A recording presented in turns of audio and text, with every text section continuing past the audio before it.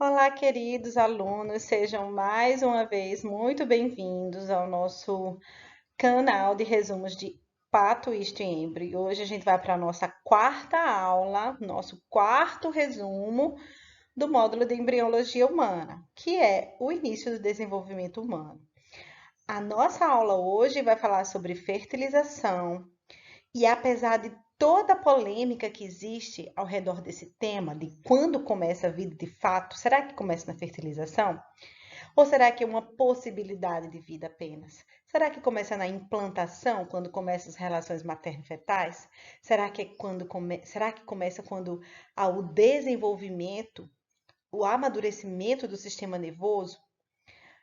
Enfim, aqui na nossa aula nós vamos tratar a fertilização como o início do desenvolvimento humano. Então, eu faço aqui o meu resumo, você pega o seu caderno, o seu lápis, você faz o seu resumo aí, faz o seu mapa mental, anota tudo e vamos lá. Então, hoje começaremos o fantástico estudo sobre o início da vida humana. E olha, gente, a gente tem que se preparar, porque isso é mesmo uma grande aventura. Porque assim, tudo é rápido. De uma semana gestacional para outra, tanta coisa acontece no desenvolvimento embrionário e fetal. O que era até poucas décadas atrás um grande mistério, hoje, através do desenvolvimento, né, da evolução dos exames imaginológicos e dos testes genéticos, essa cronologia do desenvolvimento humano, cada aspecto do desenvolvimento humano está sendo cada vez mais elucidado. O resumo do nosso módulo de embriologia de hoje vai falar então sobre a fertilização e o caminho que esse novo ser vivo faz lá das tubas uterinas, onde provavelmente aconteceu a fertilização, até chegar ao útero. E tudo começa com a chegada do espermatozoide ao ovócito. Você lembra disso da aula passada? Há a ejaculação, geralmente o depósito de uma grande quantidade de sêmen no canal vaginal, na ectocélise, que é na parte externa do colo do útero. E aí os espermatozoides, eles vão entrar em um processo de locomoção muito rápida, muito acelerada, até que alcançam, alguns deles, cerca de 200 deles, alcança o ovócito. Geralmente na ampola da tuba uterina, que é aquela parte encurvadinha, aquela curvatura, é que acontece a fertilização. Então, tudo começa com a chegada do espermatozoide ao ovócito, desencadeando a reação acrossômica, que é a liberação das enzimas do acrossoma, você lembra disso da nossa aula passada? Que vão ajudar na perfuração da corona radiata e da parede do ovócito. Vamos rever a imagem que a gente utilizou para a gente estudar, para a gente relembrar agora? Vamos rever essa imagem para a gente lembrar de algumas coisas que acontecem durante o processo de fertilização. A gente viu que o espermatozoide é essa célula que tem uma cabeça.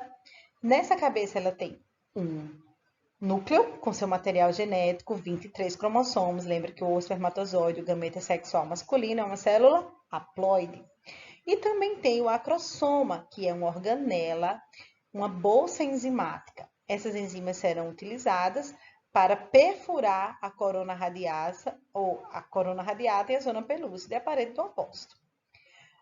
O espermatozoide tem também uma bainha mitocondrial, que como o nome está dizendo, é cheio de mitocôndrias, e é uma usina. A função principal é produzir energia para a movimentação da cauda do espermatozoide, tanto para a sua locomoção como para auxiliar no processo de perfuração. Cerca de 200 espermatozoides chegam ao sítio de fertilização, aos arredores do ovócito. E aí, quando um deles vai ser o campeão, um deles vai conseguir fertilizar, vai liberar as suas enzimas, formando, né, o que se chama de reação acrossômica. E essa liberação enzimática vai então ajudar na perfuração da parede da zona pelúcida e da parede do ovócito. Quando acontece esse encontro, na verdade, a gente já viu que essa figura está erradinha, né? Que as mitocôndrias elas ficam do lado de fora e que apenas vai entrar no núcleo do ovócito, apenas vai entrar no ovócito a cabeça do espermatozoide, né? O material genético, que daqui a pouco vai ser então chamado de pronúcleo masculino. Então, essa sequência de eventos aqui é o que nós chamamos de fertilização, mas ainda não para por aí. O que acontece aqui dentro, daqui a pouco, a gente vai ver, também faz parte do processo de fertilização. Define-se, então, fertilização como uma complexa sequência de eventos moleculares coordenados que se inicia com o contato entre o espermatozoide e o ovócito e termina com a mistura dos cromossomos maternos e paternos, refazendo o número diploide da nossa espécie. Podemos dividir didaticamente a fertilização em algumas fases. Vamos ver a seguir. Fases da fertilização, então, vamos lá. Primeiro, passagem do espermatozoide pela corona radiata, essa coleção de células, né, que vem faziam parte do folículo, né, ovariano, cresceram, desenvolveu junto com o ovócito naquele mês, amadureceu, né, do amadurecimento do ovócito, sob a ação do hormônio folículo estimulante e liberado junto com o ovócito quando dá ovulação. Então, a primeira coisa que o espermatozoide campeão ele fez foi passar pela corona radiata. Segunda coisa, penetração na zona pelúcida, tá? Terceira coisa, fusão das membranas plasmáticas do ovócito e do espermatozoide. Quando isso acontece, quando então o material genético, a cabeça do espermatozoide, né, contendo o seu material genético é liberado dentro do ovócito, esse processo vai desencadear no ovócito o término da segunda divisão meiótica e a formação do pronúcleo feminino. Pera lá. Lembram lá da gametogênese feminina, que a gente viu que durante o processo de gametogênese, da formação do ovócito, a gente tem que, durante a meiose 1, que é a divisão reducionista, a formação do ovócito secundário e de um corpo polar, né? Esse corpo polar é uma célula minúscula, o ovócito secundário vai ficar com praticamente todo o citoplasma, e esse corpo polar vai ser uma célula que vai se degenerar. Quando acontece a fertilização do espermatozoide, do ovócito pelo espermatozoide, aí então acontecerá a segunda divisão meiótica, que não é mais uma divisão reducionista, tá? Que agora que vão separar são as cromátides irmãs. E vai ser formado o segundo corpo polar, que não vai ser também uma célula viável para a formação do zigoto. Então, apenas uma célula daquelas duas vai ser viável, tá bom? Então, há então o término da segunda divisão meiótica e a formação do pronúcleo feminino. O que é isso? O que é que essa história de pronúcleo a gente vai já ver. Formação do pronúcleo masculino, a gente vai já ver também. E quando se formam o pronúcleo feminino e o pronúcleo masculino, há então, propriamente dizendo, a formação do zigoto. Vamos conversar aos pouquinhos sobre essas fases de fertilização, tá bom? Vamos começar falando sobre essa passagem do espermatozoide pela corona radiata, principal enzima contida no acrossoma, que vai ser importante para essa perfuração, ela é chamada de hialuronidase, tá bom? Então, a gente vai ter para essa passagem tanto a ação das enzimas hialuronidase para perfuração, como também o ativo movimento da cauda do espermatozoide. Então, essas duas situações aqui acontecendo vai impulsionar o espermatozoide na sua travessia ao longo da corona radiata. Já no segundo momento, que é a penetração na zona pelúcida, as principais enzimas que vão atuar nessa fase, também liberadas pelo acrossoma, são as esterases, a acrosina e a neuraminidase. A ação dessas enzimas, então, uma vez que o primeiro espermatozoide consegue atravessar a zona pelúcida, acontece o que se chama de reação zonal. O que é isso? A reação zonal são mudanças bioquímicas que acontecem nas propriedades da zona pelúcida, que tornam a zona pelúcida impermeável a outros espermatozoides. Você tem um ovócito e apenas um espermatozoide será o campeão. Apenas um espermatozoide, aquele que chegar primeiro, fecundará, fertilizará o ovócito. O que faz com que os outros espermatozoides que estão ali não atravessem a zona pelúcida? A reação zonal, então, são mudanças conformacionais bioquímicas na zona pelúcida que, uma vez o primeiro espermatozoide ultrapassando a zona pelúcida, os outros espermatozoides agora, tá, não conseguem mais. Uma vez ultrapassada a zona pelúcida, vai haver agora a fusão das membranas plasmáticas do ovócito e do espermatozoide. As membranas, elas se rompem no local da ação enzimática, lá promovida pelo acrossoma, e haverá a fusão e o rompimento dessas membranas individualmente. A cabeça e a cauda do espermatozoide, então, entram no ovócito, mas as mitocôndrias e a membrana não entram, tá bom? Então, o núcleo, contendo o DNA, os 23 cromossomos, adentra no ovócito e todo o restante do espermatozoide fica para trás. Quando isso acontece, quando o espermatozoide ele adentra o ovócito, aconteceu já a reação zonal, a zona pelúcida, né?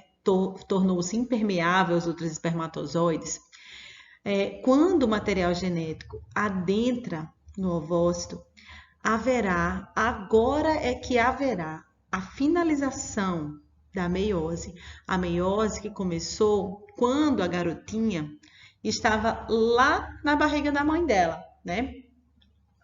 As ovagônias proliferaram, o ovócito primário começou a divisão meiótica, só que aí ele fica parado, né? Essa divisão meiótica. Na prófase 1, ela fica parada e só vai se completar quando houver a ovulação. E a gente já viu que quando isso acontece, forma-se o ovócito secundário, porém, forma-se um corpo polar. Na hora em que acontece a fertilização, acontece a segunda divisão meiótica e um segundo corpo polar é formado. Esses corpos polares, eles não são fertilizados. Eles são células pequenas, elas são células pequenas que degeneram e é uma divisão que não é justa, digamos assim, que não é igual em volume, tá? As cromátides irmãs, elas são divididas, porém o volume citoplasmático fica todo praticamente com uma célula só. E essa célula que ficou com praticamente todo o volume, o que é que vai acontecer com ela? Os seus núcleos, tanto o núcleo do espermatozoide como o núcleo do ovócito, vão ser chamados agora de pronúcleos. É como se fosse assim, eles não são um núcleo celular completo, eles são quase um núcleo celular completo. São pronúcleos, a metade de um núcleo. Vão já se fundir e formar um núcleo de verdade, tá bom? Então, o núcleo do ovócito maduro se torna o pronúcleo feminino e o espermatozoide torna-se o pronúcleo masculino. Dentro, então, do ovócito, haverá, além da formação do pronúcleo feminino, também a formação do pronúcleo masculino. Como é que é isso? É que o núcleo do espermatozoide, ele aumenta de tamanho e forma, então, um pronúcleo masculino. E a cauda do espermatozoide se degenera. Na verdade, eu acho que eu tinha falado anteriormente que a cauda não entra. Na verdade, quem não entra são as membranas, a membrana plasmática do espermatozoide, também chamada de espermátide, E as mitocôndrias entram, que não entram, tá bom? Entram quem? Cabeça e cauda. E é nesse momento aqui que a cauda ela se degenera. Então, formam os pronúcleos novamente outra vez, tá? Formam os pronúcleos feminino, masculino e a cauda do espermatozoide se degenera. Então, é nesse momento que o milagre, né, da vida acontece. Quando há fusão das membranas desses pronúcleos. Nós temos aqui um pronúcleo 23 de origem materna, um pronúcleo 23N de origem paterna. E quando essas membranas, então, elas se fundem, o que acontece? A combinação dos 23 cromossomos de cada pronúcleo dá origem agora a uma célula com 46 cromossomos chamado zigoto. Esse zigoto formado na fecundação, na junção dos pronúcleos feminino e masculino, na recomposição do número diploide da nossa espécie com a 46, a fecundação ele gera o zigoto, que é uma célula geneticamente única, porque metade dos seus cromossomos vem do pai e a outra metade vem da mãe. E é muito importante também lembrar que é neste momento da fecundação que o sexo biológico do bebê ele é determinado. Um espermatozoide portador do cromossomo X produz um embrião feminino e um espermatozoide portador do cromossomo sexual Y produz um embrião masculino. Vocês lembram disso? Lá do vestibular? Vamos dar uma lembrada.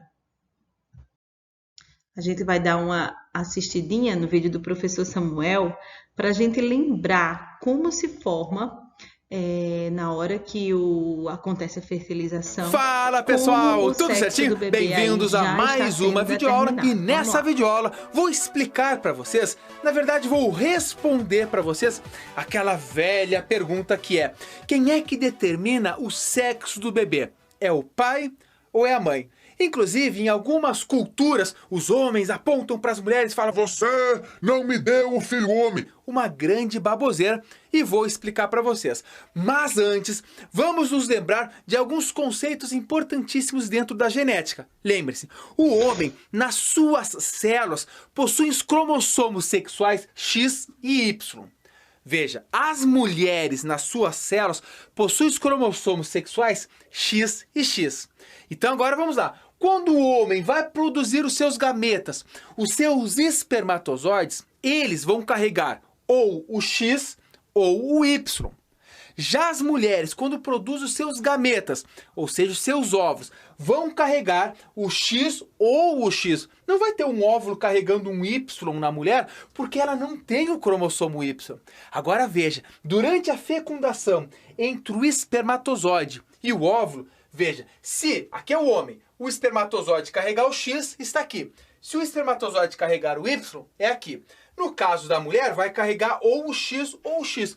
Agora vamos àquele velho cruzamento na genética. X do homem com X da mulher, nascerá a mulher.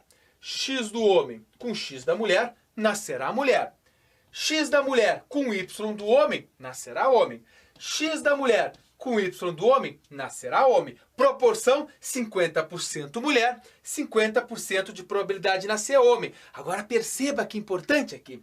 Quem determina o sexo do bebê é o homem, porque vai depender de qual cromossomo o seu espermatozoide está carregando. Se o que fecundou o óvulo é um espermatozoide que carrega o cromossomo X, nascerá mulher. Se o espermatozoide que fecundou o óvulo está carregando o Y, nascerá homem. Então é o homem que determina o sexo do bebê. Portanto, a partir de agora, nunca mais culpe as mulheres, mas sim os homens. Mas óbvio, gente, vale lembrar que o homem também não escolhe: vou produzir agora um espermatozoide só com Y. amanhã eu quero ter uma menina, vou produzir espermatozoide só com X.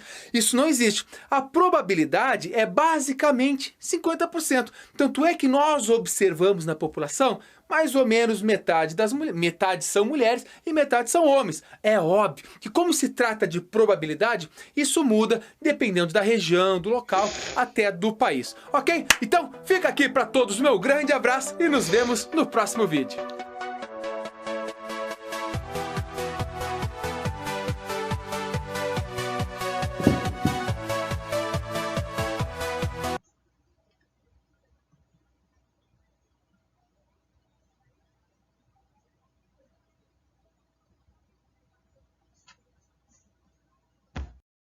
Deu para você se lembrar, né? Com essa explicação rápida do professor Samuel sobre a determinação do sexo que acontece ali no momento da fecundação. E assim que o zigoto se forma, ele imediatamente começa o processo de mitose. Imediatamente os seus cromossomos homólogos se juntam, né? Se pareiam e o processo de mitose começa a acontecer. Isso se chama de clivagem, a clivagem do zigoto. Rapidamente, sucessivas mitoses acontecem, dando origem a várias novas células. Essas novas células que vieram daquela única célula que era o zigoto, elas são chamadas de blastômeros. Durante esse processo de clivagem, a zona pelúcida, lembra da zona pelúcida que ficava ali circundando o ovócito? Ela ainda permanece envolvendo essa pequena massa de células. A gente vai dar uma olhadinha na figura a seguir e acompanhe comigo com atenção o que acontece nesses primeiros dias de clivagem. Vamos lá.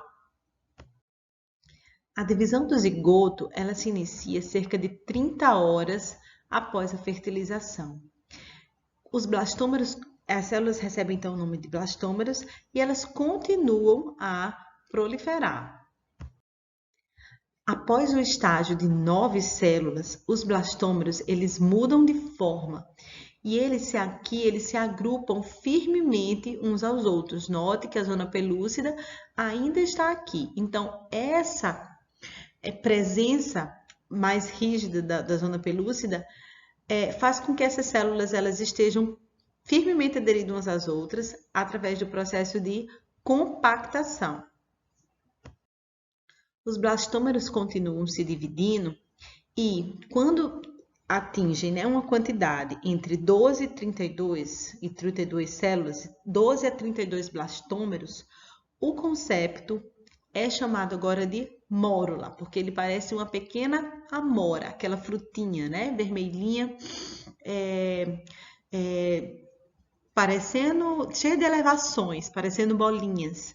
E é nesse estágio, no estágio de mórula, que o concepto ele chega até o útero materno, mais ou menos no 4º dia.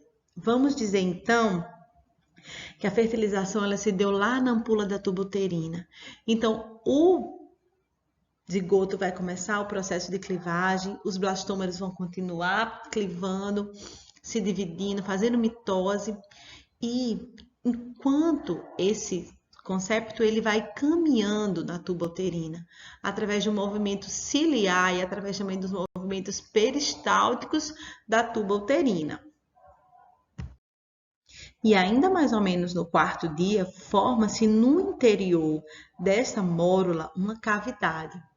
Essa cavidade é chamada de cavidade blastocística. Vamos lá de novo. Blastômeros, né? Zigoto começou a proliferar, formam os blastômeros. No estágio de mais ou menos entre 12 e 32 células, esses blastômeros vão ser chamados, essa coleção de blastômeros será chamada de mórula.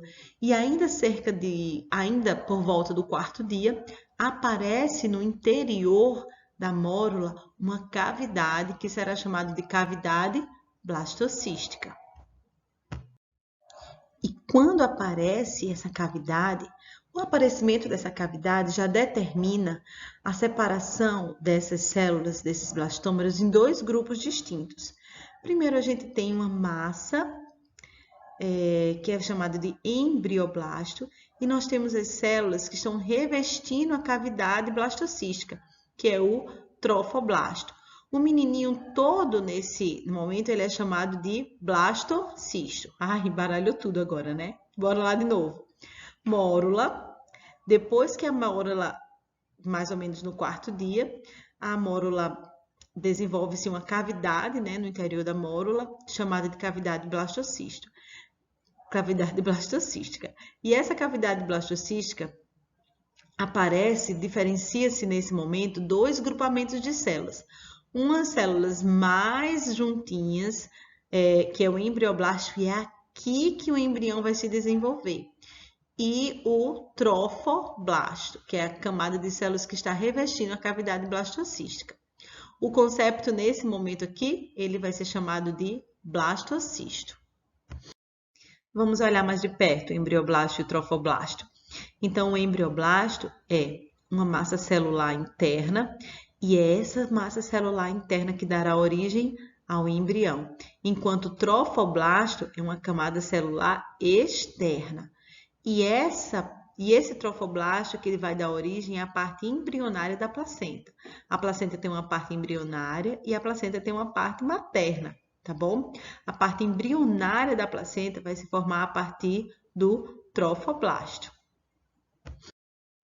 E é mais ou menos no 6º dia que o blastocisto vai se aderir ao endométrio, vai começar o processo de implantação no endométrio materno. E essa aderência vai acontecer adjacente ao polo embrionário, tá? Ao embrioblasto. De novo, nós temos o embrioblasto e o que, gente?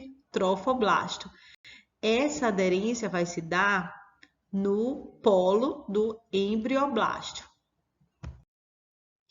E aderido através do embrioblasto, esse trofoblasto, lembra que é a camada de células que está revestindo a cavidade blastocística? Esse trofoblasto que está aqui nessa corzinha amarela, ele vai começar a se diferenciar rapidamente em duas outras camadas. O citotrofoblasto, que é a camada que vai permanecer como estava, né? Circundando a cavidade blastocística, essa parte superior aqui do embrioblasto, e o sincício trofoblasto, que nome comprido, não é? Vamos lá, repete comigo, sincício trofoblasto. O sincício trofoblasto, toda vez que você ouvir a palavra sincício, você saiba que é uma massa celular multinucleada, tá bom? Então, sem limites celulares distintos por membrana. Então, é uma massa celular. O sincício trofoblasto, então, é uma massa nuclear. Você consegue ver essa diferenciação aqui em cor de rosa? Isso aqui é o trofoblasto, tá? A partir do momento que acontece a implantação, a aderência, tá? Que ainda vai começar a implantação. A partir do momento que acontece a aderência pelo polo qual embrionário, o trofoblasto, ele começa a proliferar e enviar células desta região para invadir o tecido endometrial. Essa parte do trofoblasto que invade o tecido endometrial, ela é chamada de sincício trofoblasto. O sincício trofoblasto, ele é então uma massa, como a gente já falou, né? Uma massa multinuclear que invade o tecido endometrial com prolongamentos digitiformes, em formas de dedos, que se estende para o endométrio e invadem o tecido conjuntivo. Qual é a função dessa massa celular multinucleada, desse sincício?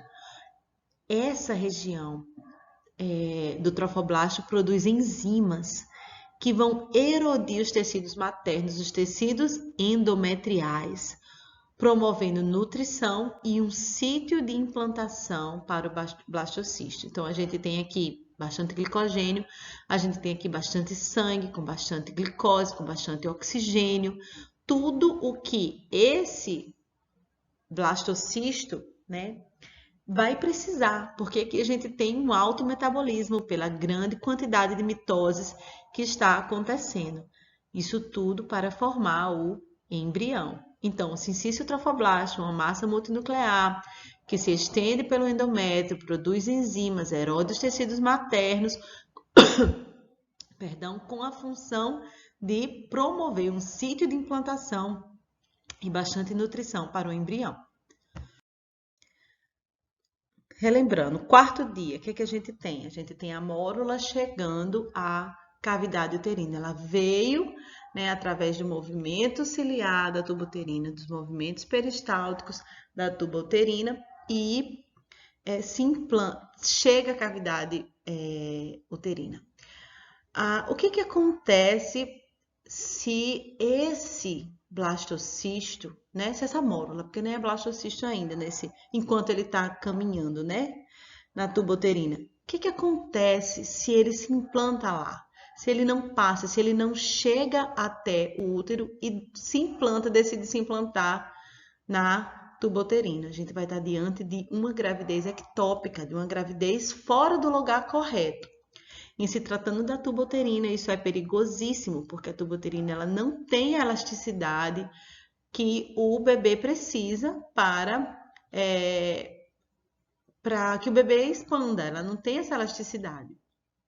Então, isso pode levar uma mulher a óbito. Geralmente, ela sente dores fortes e tem que ter uma intervenção cirúrgica rapidamente para retirada daquele bebê, né, que está ali ectopicamente. O local correto de implantação é o útero, é o tecido endometrial. Ele sim é o tecido adequado. Então, ao quarto dia, a mórula chega à cavidade uterina, fica ali 2 dias flutuando nos líquidos, né, no espaço intrauterino, e no 6º dia começa o processo de implantação. O trofoblasto prolifera, formando o sincício trofoblasto, que é uma massa multicelular que vai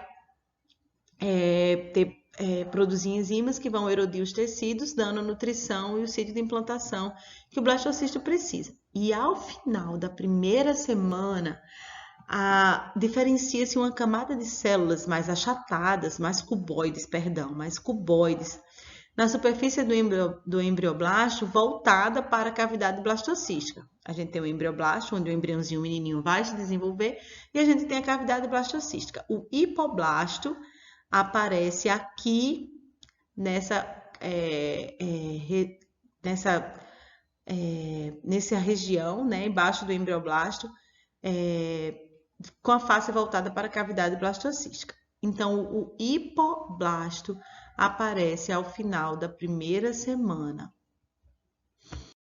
De forma que no final da primeira semana, o embrião já está superficialmente implantado no endométrio materno e se nutre da erosão deste tecido promovida por quem? Pelo sincício trofoblasto. O local mais comum de implantação do embrião é na parede posterior do útero. Na imagem a seguir, a gente vai ver um resumo de tudo que acontece, tá? Desde a ovulação até a implantação no endométrio. Dá uma conferida nessa imagem que ela é muito importante. Para finalizar, então, para resumir tudo que a gente já viu na aula de gametogênese feminina e aqui na nossa aula de hoje, no nosso resumo de hoje, a gente tem que a ovogênese, a formação do ovócito, acontece no ovário, que é a glândula, a gônada sexual feminina. Então, sob a ação do hormônio folículo estimulante, geralmente tá bom? Um ovócito amadurecerá aquele mês. Pode acontecer que mais de um amadureça. A gente pode ter uma ovulação dupla ou uma ovulação tripla, que se houver relações sexuais naquele período, a mulher pode engravidar, ter gravidez gemelar, né? Então, geralmente, o que acontece? Sob a ação do hormônio folículo estimulante, um ovócito amadurece por mês. E mais ou menos no meio do ciclo, sob a ação do hormônio luteinizante, que é o hormônio disparador da ovulação, acontece a ovulação. Quem é que sai? Sai o ovócito revestido por células foliculares que compõem a corona radiata. E fica as outras células foliculares que vão formar, então, o corpo lúteo. O corpo lúteo é também uma glândula, né? Uma glândula dentro de uma glândula, especializada com a superprodução, na verdade, de progesterona. Havendo ovulação, a formação, acontece a primeira divisão meiótica, tá? A finalização da primeira divisão meiótica. A divisão agora reducionista, tá bom? E haverá, então, a formação de um ovócito e de um corpo polar. O corpo polar, ele vai ser pequenininho e o ovócito, ele vai ter grande parte, quase todo o citoplasma. E aí houve a ovulação, as fímbrias da tuba uterina recolhem esse ovócito e ele agora caminha na tuba uterina. E se naquele momento, naqueles dias, houver relações sexuais, né, não protegidas, houver depósito de espermatozoide aqui na ectocévise, esses espermatozoides podem fertilizar aquele ovócito. Um espermatozoide fertiliza aquele ovócito, geralmente na ampola da tuba uterina, e uma vez fertilizado vai formar o zigoto, que agora é uma célula diploide, 46 cromossomos. E assim que é formado o zigoto, algumas horas depois, já começa o processo de clivagem do zigoto. Já começa a multiplicação, já começam a acontecer as mitoses. E quando começam a acontecer as mitoses, essas células são chamadas de blastômeros. Os blastômeros ainda têm zona pelúcida, né? Por isso que elas estão compactadas. Apertadinhas, bastante unidas umas às outras. Então, quando esses blastômeros estão aqui proliferando, caminhando na tuba uterina em direção ao útero, o movimento ciliar da tuba uterina e o movimento peristáltico, os movimentos peristálticos da tuba uterina, né, impulsionam a mórula, os blastômeros, né, e a mórula para a cavidade uterina. Mais ou menos no 4º dia, depois da fertilização, a chegada da mórula à cavidade uterina, que ela fica 2 dias nadando, né, nas secreções maternas do útero, e ainda no 4º dia, ao desenvolvimento de uma cavidade chamada cavidade blastocística, separando o embrioblasto do trofoblasto. Essa cavidade aumenta e geralmente a implantação ocorre na parede posterior do útero, e essa aderência se dá através do polo embrionário. Uma vez aderido, o trofoblasto vai proliferar e lançar projeções, que em formato digitiforme, uma massa multinuclear, chamado de sincício trofoblasto. O sincício trofoblasto vai, então, erudir os tecidos maternos, provendo um sítio de implantação e muita nutrição para o embrião. E é fantástico tudo isso, não é, gente? E essa é só a primeira semana. Na próxima aula, nós continuaremos nosso fascinante estudo sobre o desenvolvimento humano intraútero. Você não pode perder. Então, até lá!